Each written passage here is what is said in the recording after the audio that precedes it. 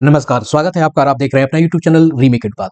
विशिष्ट शिक्षकों के आपसी वरीयता का निर्धारण कैसे? जी हाँ, नियोजित शिक्षक सक्षमता परीक्षा पास करके विशिष्ट शिक्षक बन चुके हैं। अब एक अलग ही भ्रम की स्थिति है कि सक्षमता 1 पास शिक्षक, सक्षमता 2 पास शिक्षक, अब आगे आने वाले दिनों में सक्षमता 3 से पास शिक्षक जो हैं, नियोजित शिक्षक, विशिष्ट शिक्षक बन जाएंगे। अब बहरहाल बात यहाँ सक्षमता 1 और सक्षमता 2 के बारे में हम बात करेंगे, उनकी आपसी वरीयता की। ये वीडियो संबंधित है उनके आपसी वरीयता से संबंधित। ध्यान यह रखना है कि सक्षमता 1 से पास किए हुए शिक्षक आपको जनवरी 1 से लेके 7-8 जनवरी तक ज्वाइन कर चुके हैं। वहीं सक्षमता 2 पास शिक्षक आपको मार्च में 1 मार्च से लेके आपको 7-8 मार्च 2025 तक ज्वाइन कर चुके हैं। अब स्थिति कहीं-कहीं यह बन रही है कि जो सक्षमता 1 पास शिक्षक है और वहीं सक्षमता 2 पास शिक्षक हैं, वो आपसी वरीयता को लेकर भ्रम की स्थिति में है। तो क्या सक्षमता 1 पास शिक्षक सक्षमता 2 पास शिक्षक से जूनियर हो सकते हैं या कनिये हो सकते हैं? मान लेते हैं यह सवाल उठ क्यों रहा है? अगर कोई शिक्षक सक्षमता 1 से अगर पास शिक्षक है, उसके प्रशिक्षित होने की तिथि आपको अगर मान लेते हैं कि 2015 है और वही सक्षमता 2 से पास शिक्षक जिसकी प्रशिक्षण 2013 है।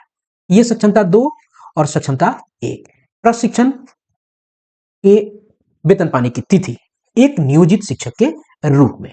तो क्या यहां अगर इस प्रशिक्षण के स्थिति को आधार माना जाए तो क्या सक्षमता 2 पास शिक्षक सक्षमता 1 वाले से वरीय हो जाएंगे? बड़ा सवाल। तो क्या स्थिति बनेगी? तो आइए इस वीडियो के माध्यम से हम आपको ये पूरी जो एक कल्पित व्यवस्था बनाई जा रही है, लोगों के द्वारा परिभाषा बनाई जा रही है, इसको इस वीडियो के माध्यम से हम आप तक पहुंचाते हैं और वो साक्ष्य आप तक पहुंचाते हैं कि कौन इसमें वरीय होगा और कौन कनिय होगा। क्या होगा वरीयता के निर्धारण का आपको कसौटी, वो कौन सा पैमाना है जिसके आधार पर इनके हम वरीयता का निर्धारण करेंगे। चलिए हम इस वीडियो को शुरू करते हैं और वीडियो को शुरू करने से पहले आपसे आग्रह करेंगे, पहली बार चैनल पे है तो चैनल को सब्सक्राइब कीजिए, कंटेंट पसंद आता है तो लाइक शेयर करें। ये है बिहार गजट, जिस गजट के अनुसार यानी 26 दिसंबर 2023 को यह प्रकाशित हुआ था और इस गजट के अनुसार बताया गया आपको विशिष्ट शिक्षकों के नियमावली के बारे में। और ये नियमावली पूरी परिभाषित करती है उन सारे तथ्यों को। ये चूंकि जब आई थी ये नियुक्ति स्थानांतरण अनुशासनिक कार्रवाई सेवा सत्र 2023, क्रमशः ये बाद में 2024 में कुछ संशोधन के द्वारा फिर से प्रकाशित की गई। उसमें जो प्रकाशन जो हुआ था वो संशोधित, वो आपको संशोधित हुआ था, इसमें कुछ अमेंडमेंट किए गए थे। ऐसा नहीं कि इसे आप एबॉलिश कर दिया गया था, इसे आपको डिक्लाइन कर दिया गया था। इसमें कुछ कुछ कंडिकाओं में संशोधन करके उसकी जगह कुछ चीजें प्रतिस्थापित की गई थी। तो ये मूल अगर आपको नियमावली देखा जाए तो मूल नियमावली आपका यही है, कुछ कंडिकाओं को प्रतिस्थापित किया गया है कुछ संशोधन के साथ। अब देखते हैं हम, चूंकि वरीयता की बात करते हैं तो आप वरीयता को ध्यान में रखें। तो केवल हम यहाँ वरीयता के संवर्ग में आपको बात करेंगे, उससे पहले एक संवर्ग गठन की चीजों को हम देख लेते हैं। यहाँ संवर्ग गठन की बात की गई है कि केवल हम यहाँ एक बिंदु को पढ़ेंगे। अगर आप वीडियो के माध्यम से आप इस पूरी व्यवस्था को जानना चाहते हैं, कंफ्यूजन में नहीं रहना चाहते हैं, तो अंत तक जरूर बने रहिएगा। यहाँ क्या है, कहा गया है कि स्थानीय निकाय के विभिन्न स्तरों पंचायती राज संस्था द्वारा नियुक्त सभी शिक्षकों को नियम 4 के तहत सक्षमता परीक्षा उत्तीर्ण करना आवश्यक होगा।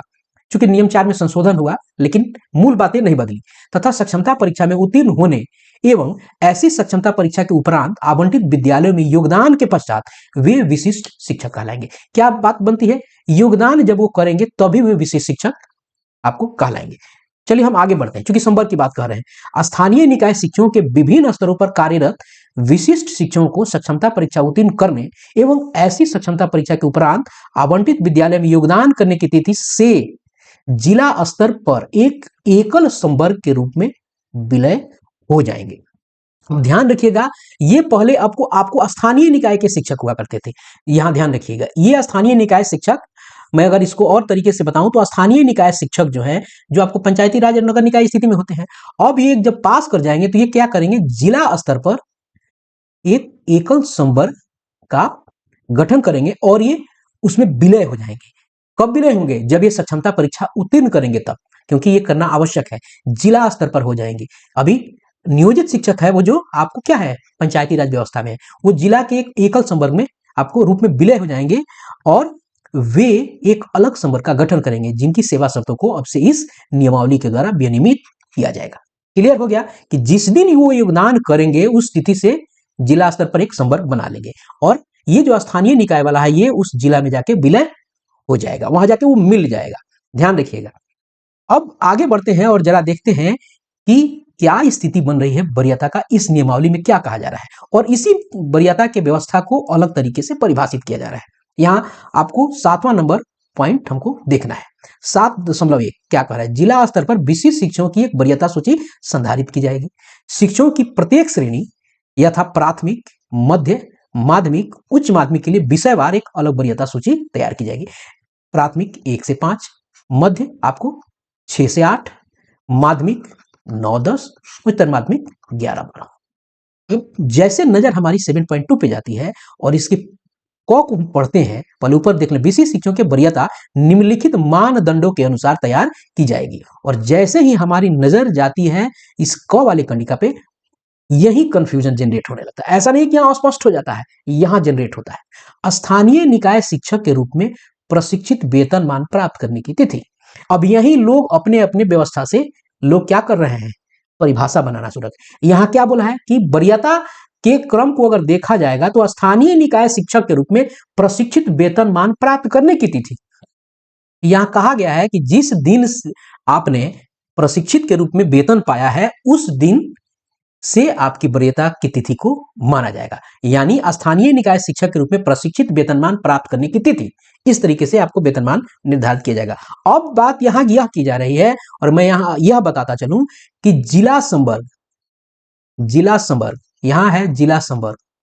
ये जिला संवर्ग में हम रखते हैं सक्षमता 1 वाले भी आए और सक्षमता 2 वाले हुआ है। ये पहले जो नियोजित जो शिक्षक थे वो आपको मान लेते हैं किसी का 2015 में है सक्षमता 1 वाला व्यक्ति और 2013 में आपको कहा जाए सक्षमता 2 वाला व्यक्ति। सक्षमता 1 वाला जो व्यक्ति है वो आपको 1 जनवरी से लेकर 2025 से लेके आपको जनवरी, पूरे जनवरी मान लेते हैं, उसको मान के चलते हैं। उसके बाद अगर देखा जाए तो सक्षमता 2 वाला जो है वो आपको मार्च 2025 में 1 से लेके आप उसको 8 तक, 7-8 तक मान सकते हैं, जो आपको निर्धारित किया गया था। एक व्यक्ति जो 2013 वाला है वो आपको ज्वाइन करता है सक्षमता 2 पास करके और एक व्यक्ति जो 2015 वाला है वो ज्वाइन करता है आपको सक्षमता 1 में। तो यहां ध्यान देने की जरूरत है, इस व्यक्ति सक्षमता 1 वाले व्यक्ति का जो संवर्ग बन गया वो कब बन गया है, अगर मान के चलते हैं 1 तारीख को ज्वाइन किया तो वो जिला संवर्ग में कब आया, वो जिला संवर्ग में आ गया आपको 1 तारीख को। और जो व्यक्ति हम एक यहां सक्षमता 1 वाले की बात कर रहे हैं और यहां हम सक्षमता 2 वाले की बात करते हैं, और एक व्यक्ति जिला संवर्ग में कब आया, वो आया आपको 1 मार्च को या 1/1 को आया। क्लियर है? तो यहां जो व्यवस्था बनेगी, जो संवर्ग जिसका संवर्ग पहले गठन हो गया वो वरीय होगा।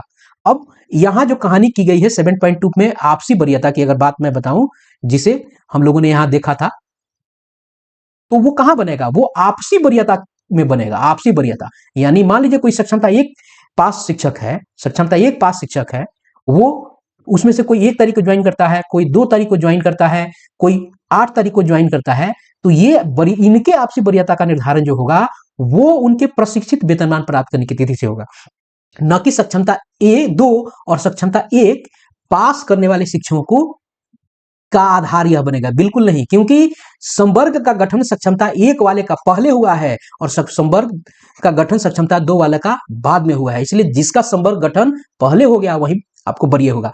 क्या मैं अपने मन से कह रहा हूं? चलिए इसको और पड़ताल करके आप तक वो साक्ष्य लेके आते हैं। और सीधी सी बात है, यहां भी कहा गया है कि संवर्ग का गठन जिस दिन वो योगदान उस दिन से होगा। तो सक्षमता 2 वाला जो व्यक्ति था, सक्षमता 2 वाला जो व्यक्ति था वो आपको सक्षमता 1 वाला जो व्यक्ति है उससे आपको 2 महीना बाद जिला संवर्ग में आया है। और सक्षमता वाला कब आ गया है, जनवरी में आया है, और सक्षमता 2 वाला कब, ये मार्च में आया है। ये दोनों के दोनों में संवर्ग में 2 महीने का फर्क हो जाता है। तो गठन, अब चल के देखते हैं कि क्या मैं जो कह रहा हूं ये सही है या गलत है। अभी हाल ही में एक पत्र जारी हुआ है, और पत्र जारी हुआ है जिसको आपको 4008 एक पत्र जारी हुआ है, और इसमें आपको राजकीकृत प्रारंभिक विद्यालय शिक्षक स्थानांतरण और अनुशासनिक इकाई प्रोन्नति नियमावली 2018 से आच्छादित शिक्षकों के प्रोन्नति के संबंध में मानक आपको यानी एसओपी जो है वो आपको जारी किया गया है। और एसओपी में हम सब नहीं पढ़ेंगे, हम इसकी वरीयता के बात को समझते हैं। इसके वरीयता में प्रोन्नति चूंकि यहाँ देना है, तो यहाँ वरीयता के आधार में क्या कहा गया है, और यहाँ जो वरीयता का आधार बताया गया है वो शिक्षा जो आपकी जो बिहार सेवा संहिता है उसको आधार मान के बनाया गया है। क्योंकि आप जिला संवर्ग में विशिष्ट शिक्षक आके एक राज्यकर्मी श्रेणी में हैं और उस सेवा संहिता से आच्छादित हैं, तो यहाँ वही प्रोन्नति का आधार सबके लिए मानक है, जबकि एसओपी है तो ये मानक है और इसी मानक के अनुसार आपको कार्य करना है। तो आइए देखते हैं आपस में वरीयता के निर्धारण का जो पैमाना है, जो कसौटी है, यहां स्पष्ट हो जाता है और मैं जो बात कह रहा हूं वो स्पष्ट हो जाएगा। और देखिए क्या है, यहां हम आपको दिखाएंगे आपस में वरीयता निर्धारण। अब देखिए क्या है, प्राथमिक आधार क्या है, सबसे पहला आधार यानी बेसिक प्राथमिक आधार क्या है, विशिष्ट कोटि प्राप्त करने की तिथि। तो हमको सबसे पहले इसी पे यहीं से सारी बातें स्पष्ट हो जाती हैं। अब देखिए, जिस दिन आपने विशिष्ट कोटि ज्वाइन किया वह आधार होगा। तो सक्षमता एक शिक्षक और सक्षमता दो शिक्षक के दोनों के विशिष्ट कैडर प्राप्त करने की तिथि ही अलग है। एक सक्षमता एक वाला जो व्यक्ति है वो जनवरी 2025 में होता है और सक्षमता 2 वाला जो व्यक्ति है वो आपको मार्च 2025 में आ रहा है। तो यहां महीने का अंतर है, तिथि की तो बात ही छोड़ दिया जाए। तो जब वो उस कैडर में पहुंच जाता है तो वही उसकी तिथि होगी। तो यहां स्पष्ट हो जाता है कि सक्षमता एक आपको बड़ा है सक्षमता 2 से, और सक्षमता 2 सक्षमता 3 से बड़ा होगा, और क्रमशः यही 4 और 5 में भी चलेगा। तो नियोजित शिक्षक चूंकि जिला संवर्ग का शिक्षक ही नहीं होता है और जिला संवर्ग है वो राज्यकर्मी श्रेणी का है, तो नियोजित तो वैसे ही सबसे अंत में पहुंचेंगे। तो यहां स्पष्टता हो जानी चाहिए कि जो सक्षमता एक पास शिक्षक हैं वो हर हाल में आपको सक्षमता 2 से वरीय होंगे, भले ही उनका नियोजित शिक्षक के रूप में आपको प्रशिक्षित वेतनमान तिथि प्राप्त करने की जो तिथि वो भले सक्षमता 1 से ऊपर हो। वो लागू वहां होगा सक्षमता एक पास शिक्षक में बहुत सारे शिक्षक हों वहां लागू होगा, सक्षमता 2 पास शिक्षक जो हैं उनमें आपसी निर्धारण उस प्रशिक्षित से होगा, न कि सक्षमता 1 और सक्षमता 2 में लागू होगा। यहां वो होगा कि विशिष्ट कोटि में आप कब आए, यानी उस कैडर में कब आए, जिला संवर्ग में कब आए। तो सक्षमता 1 वाला जो शिक्षक है वो जिला संवर्ग में आपको यानी उस कैडर में कब आ गया, जनवरी में ही आ गया, और सक्षमता 2 वाला जिला संवर्ग में कब आया, उस कैडर में कब आया, मार्च में आ गया। तो यहां आप सबको चीजें स्पष्ट हो गई होगी, और स्पष्टता के साथ मैं ये यहां जो प्रमाण आपके पास लेके आया हूं इसी स्पष्टता के लिए लेके आया हूं। तो इस वीडियो में इतना ही, मिलते हैं जल्दी ही नए कंटेंट और नई इन्फॉर्मेशन के साथ। अपना ख्याल रखें, जय हिंद।